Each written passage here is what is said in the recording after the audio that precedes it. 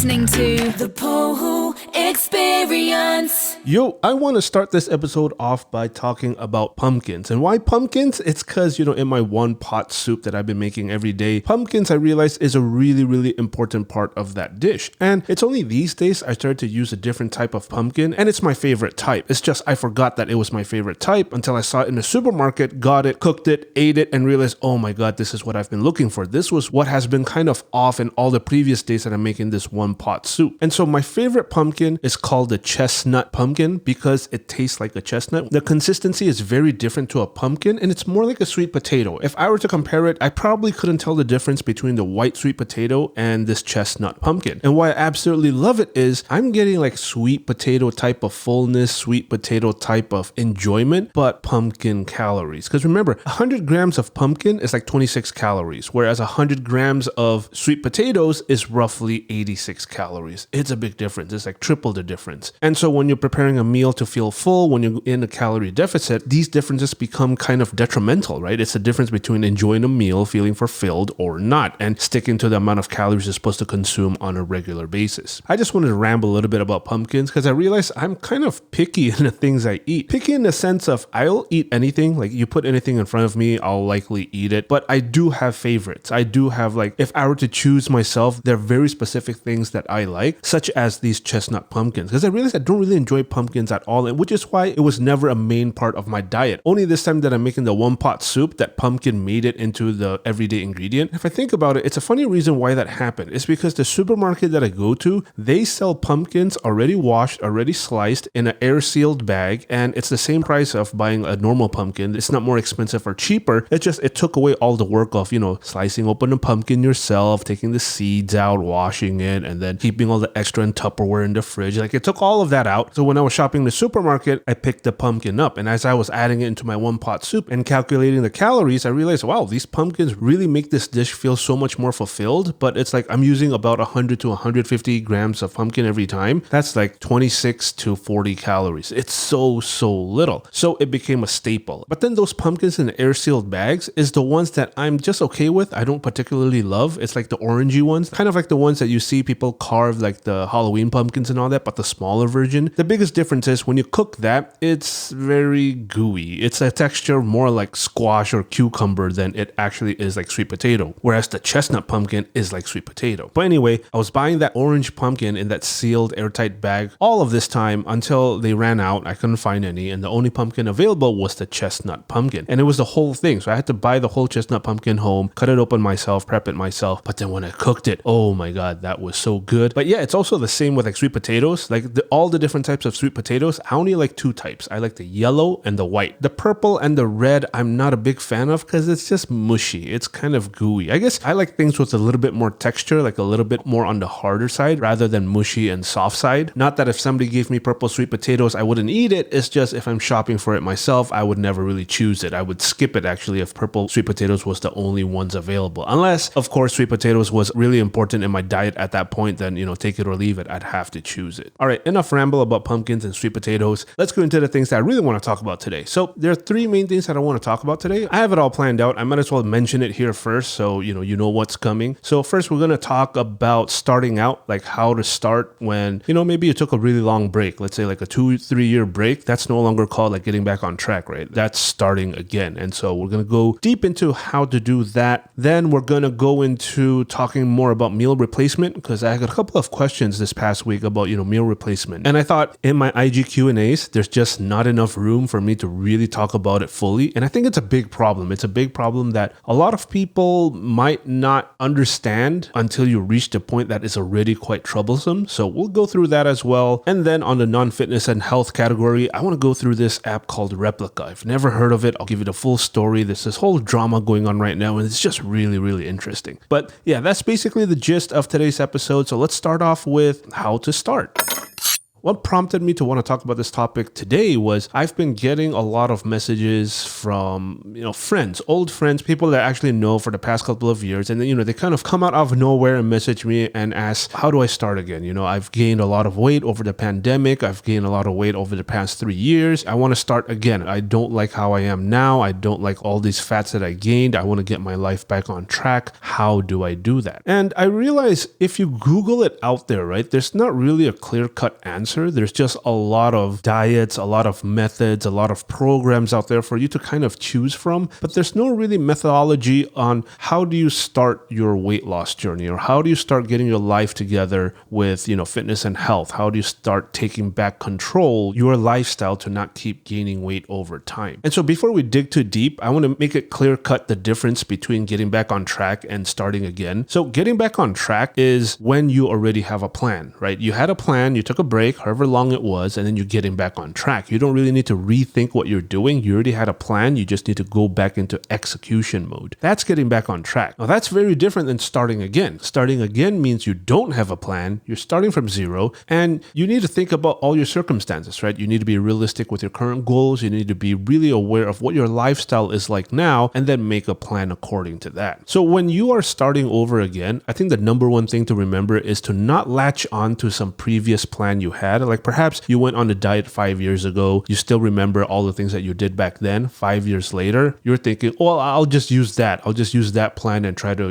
start again with that. That's a really terrible idea. And here's why. The 5 years ago you and the 5 years ago now is just very different. 5 years is a long time for your lifestyle to change. Even if it's by a little bit that you don't notice, it's a lot for your mentality to change, the way you view things, the way you set goals. It's just way too long a time for you to just go like, let's just pick up where we left off. And I feel if you are starting again, the number one thing to do is just start from scratch. Start from like, this is your very first time that you want to lose weight, and you're going through the process on what you need to do to get started. Because I think one of the most important things to do at first is to kind of self-reflect, to kind of do a little self-due diligence and analyze your own habits and your own lifestyle, the lifestyle that you are currently following. Like, when do you like to eat? How many meals are you eating a day? Figure all of that out before going on any kind of diet. And this is also why one of the first things that I like to recommend for people that want to go on a weight loss journey is to not change anything, but just write down every single thing that you eat for the next 30 days. Like, yes, it sounds like homework, and no, it's not calorie counting. Like, I just want you to write down, just jot it down. You're taking inventory. You're being accountable for everything that you eat or drink. Jot down every candy that you eat, jot down every bite that you take. Maybe your colleague is like, oh my God, this is such a good sandwich. You want to take a bite? And you take a bite, jot down that bite. These little things, they can add up. And if you want to go the extra mile and earn,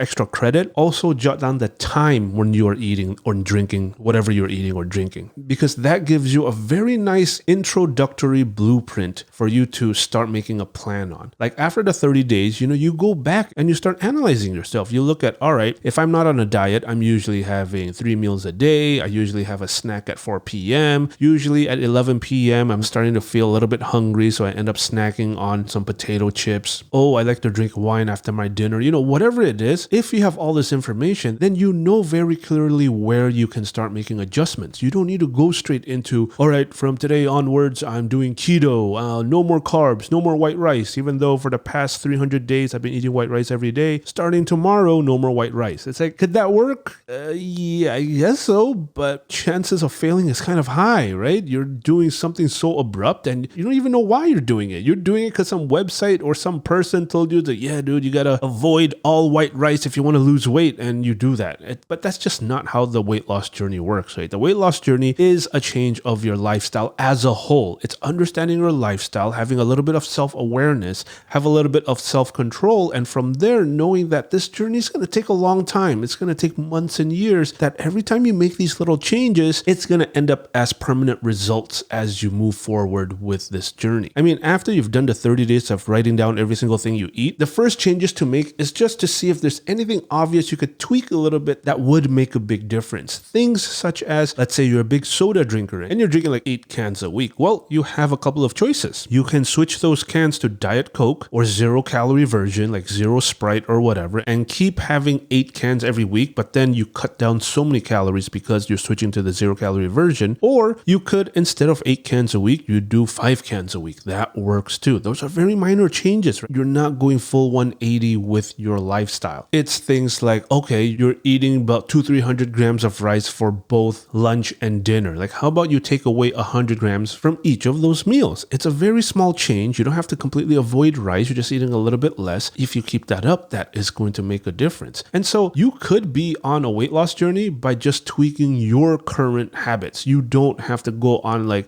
air quotes diet. Like, you don't have to go on keto. You don't have to go on paleo. You don't have to count calories. You just have to be aware of your portions and eat a little bit less. You have to do that consistently, of course. That is all it takes for you to lose weight over time. And so from there, my next advice would be go as slow as possible. And just like I mentioned just now, make the smallest changes that you can. Keep up with those changes for 2-3 weeks. You think you got it down, add some more changes. First 2-3 weeks, just work on the soda, work on the rice portions. After that, then start looking into how much sugar are you actually eating, right? Is there places you can take out, such as, let's say you're having coffee and usually you have 2 packets of sugar, how about you just have 1? Or how about you use artificial sweetener instead? Those kind of changes. You don't have to change it all at once, but just change it gradually over time. Every 2-3 weeks, add a new change. It doesn't seem like a lot, but over 3, 4, 5 months, it's more significant than you think. And I think a good example of it is this podcast. This podcast, the way we're doing it right now, like this so-called season 6, we're in episode 10 today. I didn't really feel that at all. I just felt every week I was grinding. Every week I was working on, all right, what am I going to talk about this week? I'm working on my enunciation. I'm working on my edits. I'm working on so many things, but all I'm focused on is making sure that every week I'm here, I'm recording the podcast like I wanted to. And so now I look at my YouTube channel, I look at my podcast on Spotify. It's like, holy crap, there's already 10 episodes. There's already,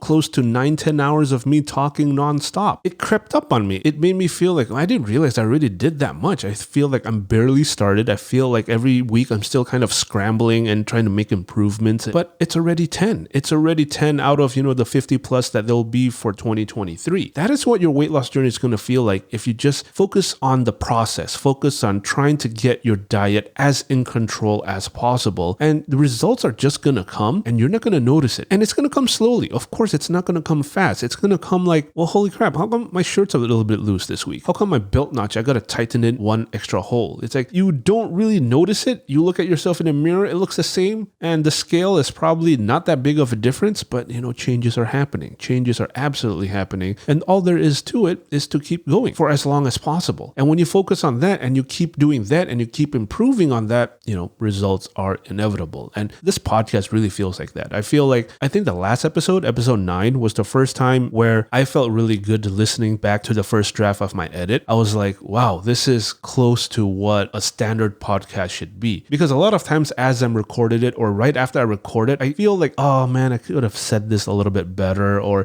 I don't know if I said that clearly or explained that right. There's a lot of doubt in my mind right after I recorded. And all the previous episodes, like, episode 8, 7, 6, all the way to 1, there were a lot of glaring things that when I'm listening back, I'm like, yes, I should have did this better. And, oh, I could have elaborated on this instead. And I try to improve it in the next episode. I don't dwell on it for too long, but it's come to a point where I guess episode 10, what I'm trying to explain to you is I feel in the weight loss sense that my shirt's a little bit looser, that my pants are a little bit looser as well. The podcast seems to be going in a better direction. I seem to be able to speak a lot clearer and express myself a lot better. And it's really about these mini steps. It's really about focusing on the process. It's this kind of thought process that really excites me, because now that I can see that I've made progress, I'm excited to see where is this going to be by the end of 2023. I'm sure if I keep putting in this effort, if I keep improving week after week after week, what is episode 50 going to look like? What is episode 100 going to look like? I guess it's a kind of unique way of viewing things, because I don't really hear many people talk about it like that, but it's always been a method that I push myself forward. Like, I get really excited about the process, and then I think about that, oh my God, it's only been 10 weeks. What's going to happen in 52 weeks? It's like that kind of thing gets, butterflies in my stomach and makes me really want to push on, work hard, even though there are times where it really sucks. Like, there was a couple of times I'm editing the podcast and I'm like literally falling asleep. That's really just myself to blame, because with this podcast, my sleep also hasn't been that good, but I've been trying to balance everything out, right? I've been trying to balance my life out. But either way, sorry, a very long-winded way to describe,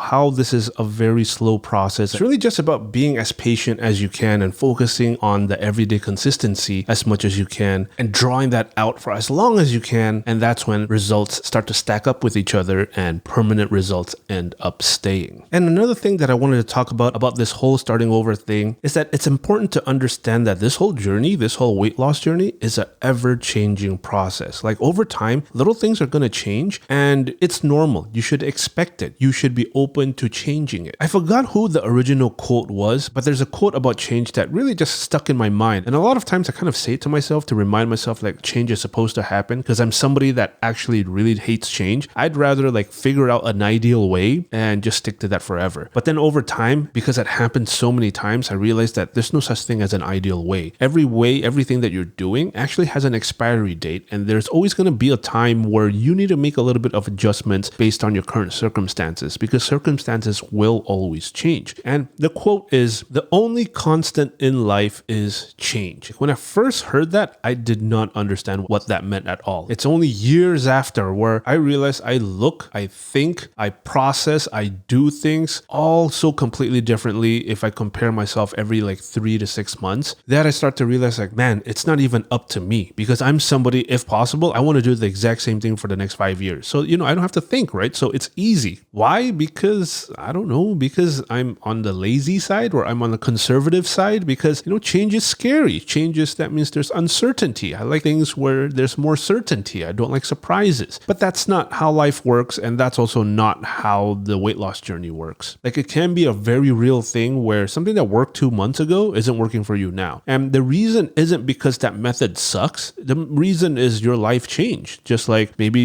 2 months ago you were single, 2 months later you're in a relationship, things change. Your schedule changes. You want to go and eat with your significant other a lot more, which means it's harder to keep track with your diet. Or, your career changes. What used to be very easy at the cafeteria at your previous job now is very hard to get the foods that you want. Things change, even if it's minor. Or it could be you got food poisoning, eating some kind of fish, and that fish used to be a staple part of your diet, but then ever since you got food poisoning from it, you're sick just by thinking or smelling it. So you can never have that again. You got to change your main source of protein or your main dish in your diet. Life's going to throw all kinds of curveballs at you, and it's our job to catch those curveballs and deal with it accordingly, rather than be super, super stubborn and just let the curveball hit our face and keep walking into a wall. I think a good example of change is really just myself and my diet. If you've been following this, I think even just on this podcast, this past 10 weeks, the first couple of episodes, I was still raving about Subway, right? Subway for an afternoon, Subway for dinner. It's so convenient. I love it. Especially starting this podcast now, I have less time. I just have to order Uber Eats and Subway's in my hands. Love it. And what do you know? Now I'm making one pot soup. Now every day I'm dedicating half an hour to cook, because that's just what I feel like now, because I had a soup craving and Subway just isn't really doing it for me anymore. I guess the right word is I'm kind of getting a little bit sick of it. Like, I still have it for lunch now, but for dinner it's always the one pot soup. But that's a big change. That's a change I didn't plan for. It was just one day I really wanted to have soup, and I decided I wanted the one pot soup. And then I was thinking about what kind of seasoning do I want to use for my soup. I decided to go with instant noodle seasoning because there were some extra ones lying around. I put that in and now I'm addicted to it. Now I feel like I'm eating instant noodles every day. Fuck Subway. I like my Shin ramen soup now.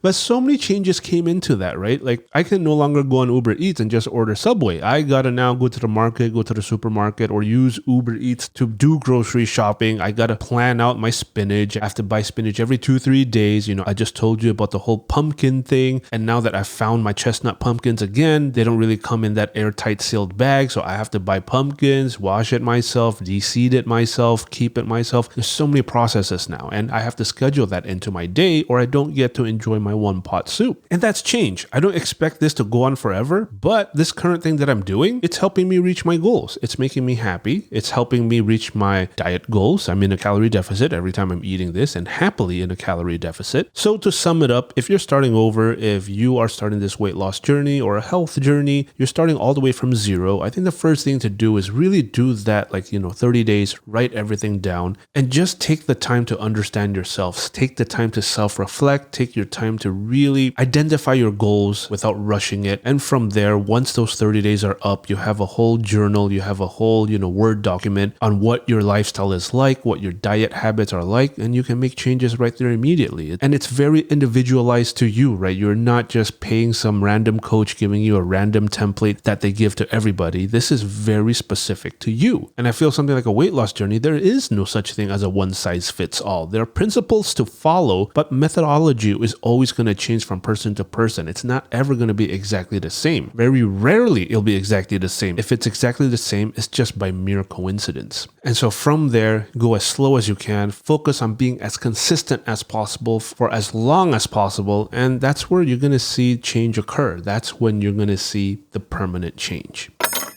So the next thing we want to talk about is the meal replacement. And I want to start off by saying that there's two types of meal replacements. One is like a meal replacement product, like those you get from like Herbalife or whatever, that, you know, you could just eat this instead of having a meal, like that kind of meal replacement. And then there's the other type where like you're having a smoothie, a homemade smoothie or a protein shake that you put in all kinds of ingredients, fruits, veggies, butters, or whatever it is, and you drink that and then you call that a meal replacement. So the protein shake or smoothie, I don't really call it a meal replacement. It's technically a meal. You're just drinking your meal. You still have all your whole foods in there. You just chose to drink it instead of eat it, which is totally fine, especially if it's for convenience, right? You just don't have the time to sit down for a meal, so you're just going to drink it all up and then go on with your day. That's totally fine. The meal replacement that's not fine is those products, is the Herbalife, is the Amway, is the, you know, things that are telling you, it's like, hey, in this product, we got all the vitamins and minerals you need, and it's, you know, low calories, so it help you lose weight. And guess what? It will help you lose weight because those are really ridiculously low in calories. They're anywhere from like 200 to 400 calories. So if you eat that instead of a meal and you do it long term, obviously you're going to lose weight. You're just eating ridiculously little. But not to mention, if you eat it for a long time, that's not going to do a lot of good things for your health either. You know, there have been studies that came out to show that, you know, these kind of products, they're not like eating whole foods. They're not like getting the majority of your vitamins and minerals from whole foods. It's still a big difference. But that's not even the biggest problem. We're not even talking about health here. The biggest problem about meal replacement products is that you end up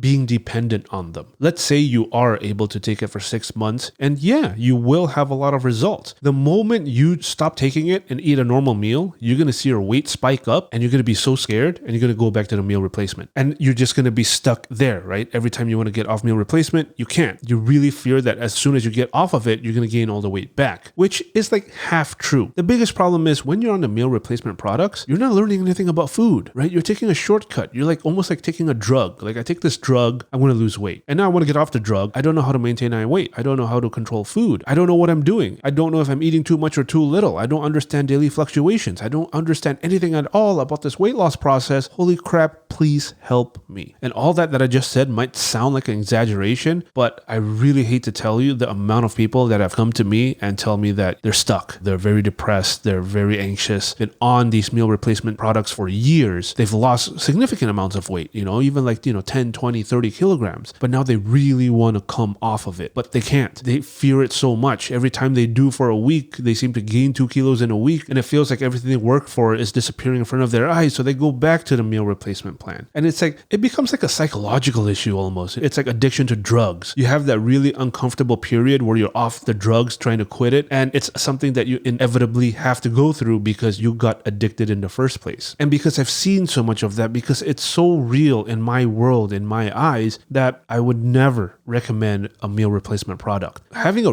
smoothie or a protein shake to replace a meal, that's completely fine. You're still understanding foods. You're still understanding, hey, you're in control of making a 200 calorie smoothie or a 400 calorie smoothie, right? That's all in your hands. You're in control. You decide what you want. You decide what fits your goals. A meal replacement product is not that. A meal replacement product is just, oh, I take this, I get results. Yay. That's it. You're not learning how all of this works, and at the end, it's really just going to go bite you in the ass. And it's like I mentioned, a meal replacement product is usually 200 to 400 calories. If you really took the time to understand what you could eat for 200 to 400 calories, you'd realize that it's actually not that little. It's a lot of food. Like if you look at one of my recent posts about the tomatoes, remember 100 grams of tomatoes is 16 calories. You want to try eating half a kilo of tomatoes or a kilo of tomatoes, which is still below 400 calories? Oh my God. God, you're going to feel so full. And oh my God, that's a lot of nutrients from tomatoes. But then you start to learn how to portion. You start to learn what 500 grams of tomato looks like. You start to understand what a kilo of tomato looks like. You don't just rely on this product. And when you're going into the 400 calorie category, 400 calories is like one filet o fish. A filet o fish is 379 calories. It's something very enjoyable. I'd argue it's not really that filling depending on how much food you usually eat. But hey man, choose the 379 calorie filet o fish over the meal replacement. It's just better in so many ways. And not to mention the amount of money you have to waste on this meal replacement product. It's like, that's a lot of money. I know those things ain't cheap. I've seen it myself. I never bought it myself, but I've seen it. I've actually had it a few times back in my morbidly obese days, but like it just didn't cut it for me. Like I was just dead hungry and I was like, this shit drink doesn't make me feel good or full. And if I have to eat this every day to lose weight, I might just choose to not lose weight because this is quite miserable. Like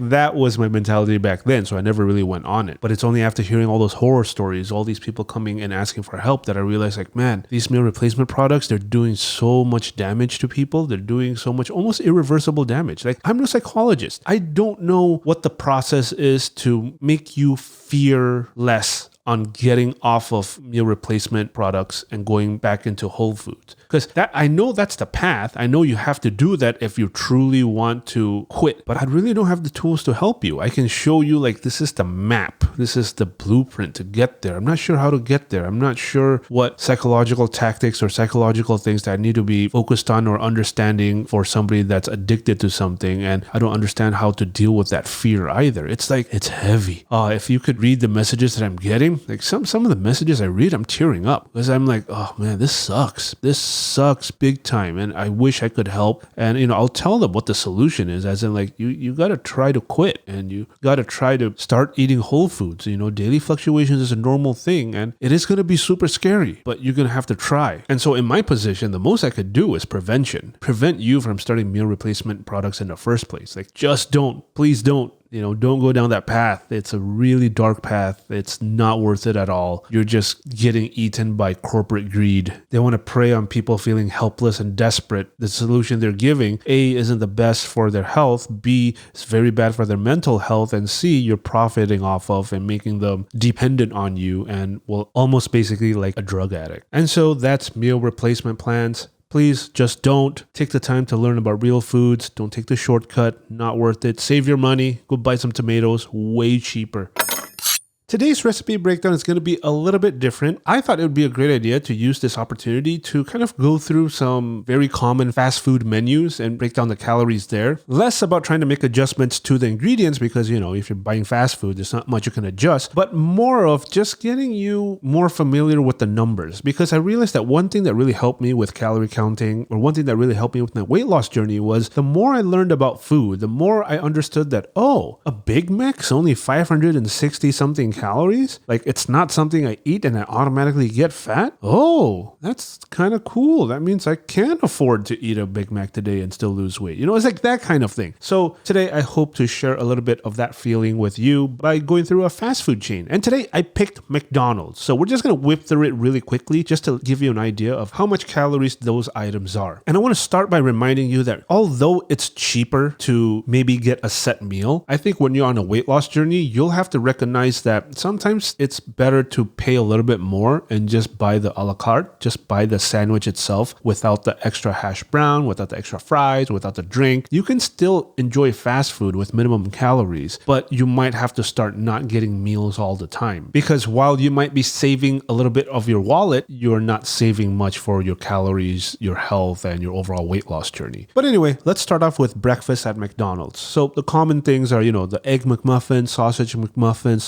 McMuffins with egg. So obviously the lowest calorie one will be the egg McMuffin. The egg McMuffin is 310 calories. See, it's not that high. It's not as high as you think. Like to me, when I'm enjoying McDonald's breakfast, egg McMuffin, sausage McMuffin, and sausage McMuffin with egg, they'll taste the same to me. Like I get very similar enjoyment to all three. In fact, in the past, I've had 2 sausage McMuffins with eggs before. Back in my morbidly obese days, I don't really do that anymore now because I know how high calories it is. It was one food that I couldn't really eat too. Like I actually get kind of sick of it. So Egg McMuffin, 310 calories, totally manageable. Sausage McMuffin, no egg, 400 calories. Sausage McMuffin with egg, 480 calories. So you're roughly looking at an Egg McMuffin, which is 300 calories, and a Sausage McMuffin with egg, which is 500 calories. It's almost a 200 calorie difference, which you could totally eat an Egg McMuffin every single day for breakfast. That's only 300 calories, right? You still have so many calories to spend. Let's say a normal 1,500 calorie diet. Go to McDonald's, have an Egg McMuffin for breakfast. You still have 1,002 to spend for the whole day, and you got to enjoy McDonald's. And it's pretty decent in terms of macros, right? You're getting your nice protein, you're getting some fats. It's not that bad at all. It's totally doable. And then, if we look down at like the big breakfast, like big breakfast doesn't seem like anything, right? And you would think it's basically a sausage McMuffin with egg broken into pieces, and you just, eat the pieces instead of all in a burger. Wrong. That's where you're wrong. You see, the big breakfast is 760 calories. That's a whole 250 calories more than a sausage McMuffin with egg. And as the name implies, it's a big breakfast. Come on, 700 calories for a meal better be damn good, because that's on the higher side. And remember, big breakfast is the one without the pancakes. The one with the pancakes on the website is called big breakfast with hot cakes. That's 1,340 calories. Yes, 1,340. Didn't hear me wrong. Yes, if you're on a 1,500 calorie diet, you basically just spent everything if you ate a big breakfast with the hot cakes. Now, why is it so high in calories? I mean, it's not hard to see. It's the pancakes, the butter, the maple syrup. Those things really make the calories go way, way high. Pancakes itself is probably nothing if you don't add the butter and you don't add the maple syrup. But with it, it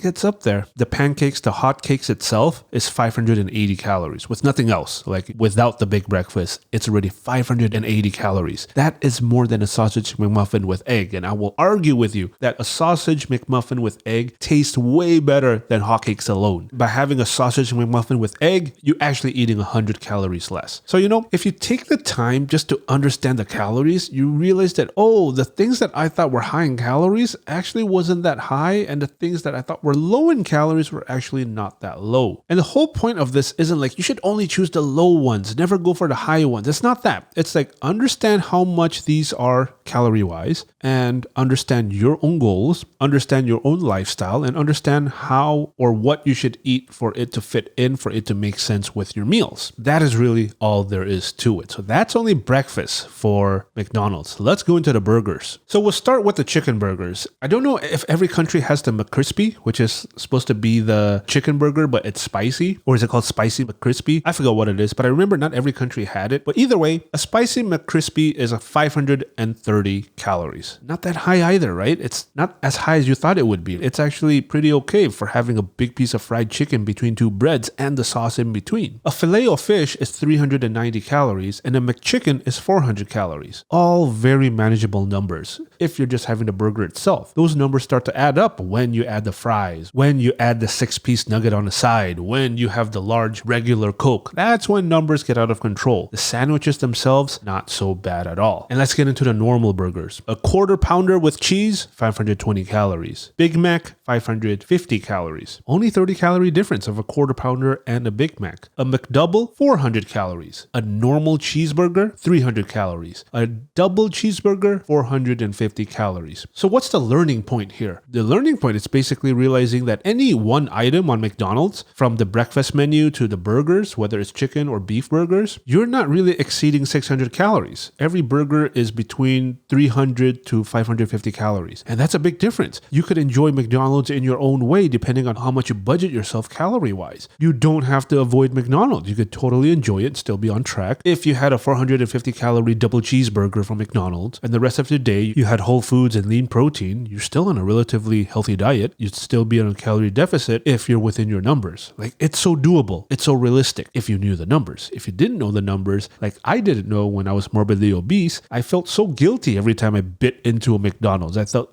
every bite I'm just gaining fat. Every bite I'm just getting bigger and bigger, but I can't help it because it's delicious. That's not the case. It's totally doable to include it in your diet. So let's get to the McNuggets. For McNuggets, one McNugget is roughly like 40 calories. Just count it as 40 calories. So 4 piece would be 160, 10 piece would be 400. You do the math. You decide how many McNuggets you want to eat. For me, the sweet spot is between 4 and 6. 8 if you're really feeling it. 8 times 4, 320 calories. Still kind of manageable. But then having 8 pieces of nuggets begs the question where you want the nuggets or you want a burger? Because you're getting into burger calorie territory. But that's all personal preference. Whatever you enjoy, whatever you like. And for French fries at McDonald's, one small serving is 230 calories. I would say unless you have an undying love for French fries at McDonald's, I'd say it's really not worth it. I'd say if you really love French fries, it's much more worth it to invest up front, meaning go buy an air fryer and go buy frozen French fries and make them at home. It will be a lot lower in calories. You can enjoy a lot more. 230 calories for a small McDonald's fries just isn't worth it. You could have McNuggets. You could have a sausage McMuffin. You could have a cheeseburger. It's really not worth it, in my opinion. If you love it, obviously go for it. But, that air fryer is, to me, sounds a lot like a much better idea. But yeah, that's McDonald's for you. I hope that breakdown helps bring some sense and reality into your world when you're viewing food and, planning your meals, planning your calories.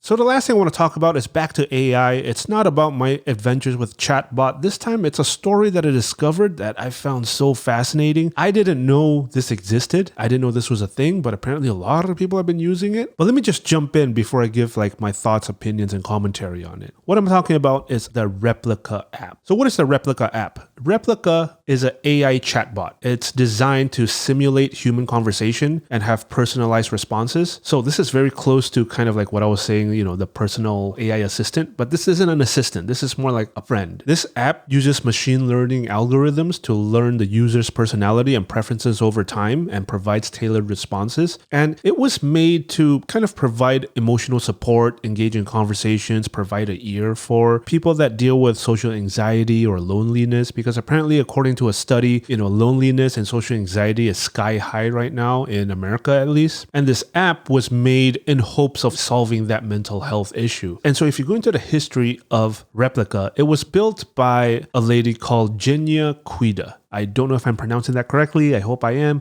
Genia built this AI algorithm originally was to resurrect the consciousness of her best friend that passed away. So she fed it decades of personal messages between them and kind of built this AI bot that kind of has this consciousness so she could talk to it. And I guess over time she shared it with others and thought that this could become a product, a business to share with others and help others that are going through the things that she's going through. This is where it all started. And so I think currently in the US App Store, there's over 10 million downloads. And that's why I was so surprised. I was like, man, this thing never hit my radar until I went down the AI rabbit hole. Then I realized, oh my God, there's this thing. It's very popular. A lot of people are using it. A lot of people are loving it. But the drama started when over time, people found that they were kind of forced and manipulated into a romantic relationship with this AI chatbot. And then when things get a little bit spicy, right? When you start to go into the more flirting stages and conversations are starting to heat up, Replika put that behind a paywall. As in you want more spicy stuff? You got to subscribe. You got to level up. You got to have a monthly subscription if you want that spicy stuff. And that wasn't really a controversy. I guess preying and profiting off lonely men and women isn't exactly a first we've seen in this world. And they decided to go down that path. And a lot of these men and women were happy to pay for it because they got what they were looking for. They were looking for that more intimate relationship. And it got to a point where it was just basically paying for cyber sex. Apparently the bot could even send you nudes. And, Replika started as just a voice and text app. There was no avatar. There was no face to whoever you were talking to. It's just this voice, this chat friend that you could keep talking to. But over time, they added an avatar. And the avatar, from what I saw, looked more like I would compare with The Sims. It looks like a Sims character in one of the newer versions. It doesn't really look human. It looks like obviously a character. But apparently you develop relationships with that character. The character gets into spicy stuff. And now the character can send you nudes nudes and voice messages, like it gets pretty hot and spicy. And so over time, the advertisements for Replika kind of started to angle towards being almost like a sex app, right? It's no longer this like mental health app, companion app. It's like, hey, you want to come pay for our premium? You can make her send you lewd photos and that kind of thing. And so the parent company behind Replika called Luca decided like, look, this is not the direction we want our app to go in. We don't want to be labeled as a sex app. So they just stripped all of the sex functions. Like the bot is no longer super flirty. The bot will no longer send you lewd photos and all that. No more sexy voice messages. And then there was an uproar. There was an uproar from the Replika community with some of the people saying like, hey, what did you do? You took away my friend. You took away my girlfriend. Give her back. I want her back. But number one, this is a program. And number two, it's like, it's so crazy how much of an uproar this caused, because the bot in itself really did cultivate very real relationships for these users. And by changing the function so significantly after giving it to the users, it just caused mental breakdowns. It just caused people to go completely haywire to a point where on the Replika official website, apparently suicide prevention hotline numbers and page and whatever was plastered all over the main page during the early stages when they stripped away all the sex functions. And even now, there are still people very, very upset about it and begging Replika to give them back the AI bot that they trained, that they know throughout all this time. Because apparently, I think the AI bot learns based on your personality, the way it talks and all that. But by stripping away all the flirty stuff, all the sexy stuff, it talks differently. So it feels like you're talking to a different person. I'm not exactly sure how it works. I never downloaded the app myself yet. I'm actually curious what it's like to talk to an AI friend. Like, I don't really care about the lewd stuff. I mean, you could Google boobs on Google. There's a lot of lewd stuff there. It's like, I don't need an AI chatbot for that kind of thing. But that's basically the whole story, the whole drama that I was just following along. And apparently it just happened these past couple of weeks. And it just got me thinking like, my God, like all this time I'm talking about ChatGPT, I'm talking about Descript, I'm talking about all these things that just makes me feel like I really haven't grasped how big this AI thing is taking over. I find myself keep saying things like, man, the world is going to change. AI is coming on so fast, and I think a lot of us aren't ready for it, and the world is changing as we know it. Because one thing that I realized with Replika is we're having a scenario that never existed, that I don't even know how to predict what the future would look like because of it. And let me explain. You know, when the internet first started, it really opened people to communicate with each other online, right? Whether you're chatting, whether you're playing World of Warcraft, whatever it is, you get to connect with people from all over the world and you get to create relationships with them, whether it's a friendship or whether it's a romantic relationship, whatever it is, it opened up that possibility of human connection around the world. But at the end of the day, when you're playing World of Warcraft and you're playing with your friend and, you know, maybe you fall in love with a friend or becomes your best friend, whatever that relationship is, it's still a real human being behind that, right? That behind that character, it's still a real person. You're still having human to human interaction. What I find interesting about Replika is all these users in it, you're not having a human relationship. You're talking to a bot, and bots are so advanced now, they can mimic a human. They can give you that dopamine hit of having a human relationship. I guess that thought doesn't exactly scare me. I'm more excited than scared. Well, I guess I am scared that there's going to be a lot of mental health issues that's way beyond anything we could describe now, and it's coming or it's already here. Because if Replika could do this, there's going to be competitors. There's going to be another even more advancements. We're here at this stage right now in the first quarter of 2023. What's it going to look like by the end of 2023? What's it going to look like by 2024? The AI advancement is just so fast. I don't know how to describe it. I think it's just mind-blowing to me, and I'm really excited to be a part of it. I guess I'm at the age where I'm lucky. I got to experience a lot of the different eras. I grew up where, you know, cell phones wasn't a thing yet, and then cell phones became a thing. But the cell phones before, it was, you know, you either had a Nokia or a Ericsson, and the best you could do is play Snake or send SMSs, right? Then MMSs became a thing. Even taking pictures with phones wasn't really a thing. And then you go into, Blackberries, right? And then you go into, iPhones. Taking a picture from any phone, it's a thing. And now every phone, you can get 4K resolution. It's like, well, I went through all of that. I went through dial-up when I was playing StarCraft 1 with my friends. It had to be dial-up. And when you're using dial-up, you got to make sure no one's using the phone at home, or now you get disconnected. Or, you know, to download a 3 megabyte song, it could take, 0.1, 0.2 kilobits per second. And so it takes like 30 minutes to an hour for a 3 megabyte song. Like, I got to experience all of that. I got to experience when the only way to reach somebody was to see them in person or a landline. And now I don't even need to see a person. If I'm feeling down, apparently I can just download Replika and, pour my heart into this bot and then just have it cheer me up. This is so crazy. This is, I don't know. I think I like talking about this stuff, but I actually don't know what I'm talking about. It just feels like a brain dump. It just feels like I'm dumping all my thoughts and feelings into this part of the podcast, but I actually don't know what I'm thinking. I've yet to come to a conclusion whether this is good or bad. I've yet to decide if I'm actually excited or scared. I guess currently it's just fun. It's just fun to talk about and,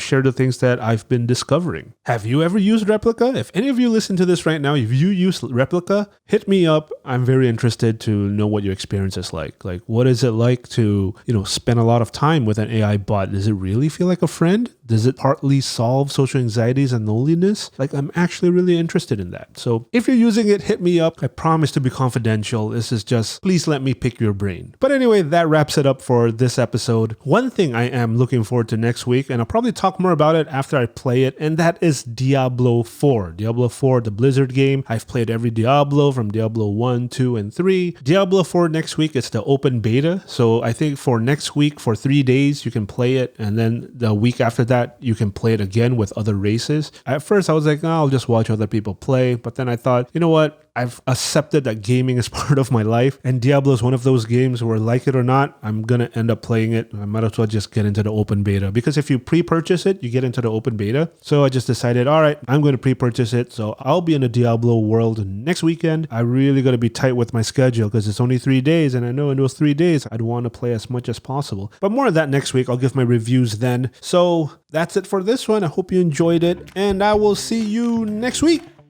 Peace. It's the